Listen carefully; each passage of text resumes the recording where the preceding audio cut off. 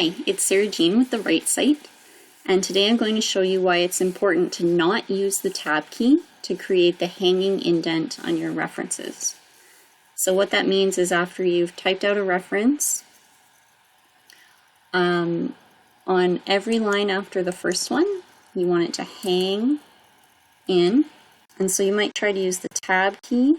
Well, first of all, it's difficult to do. You might think, why is the whole thing going over? You play around with it, you do an internet search, and you learn, okay, well, if you press enter first and then tab, then it works.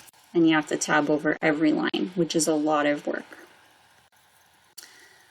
So the easier way is actually to highlight your reference, and under the Home tab, in the Paragraph section, choose Paragraph Settings, the arrow in the right-hand bottom corner, and under Indentation, Special, click the drop-down menu, and then Hanging, and click OK.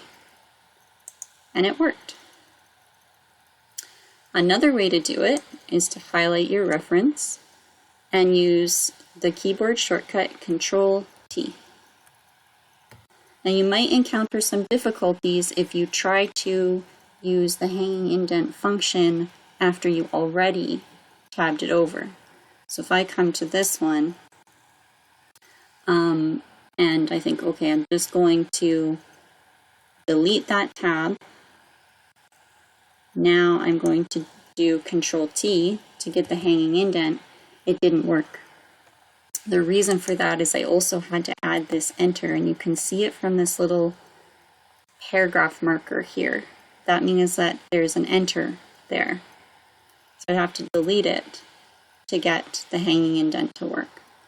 So if you're having trouble getting your hanging indent to work after you tried tabbing those lines over, that could be why.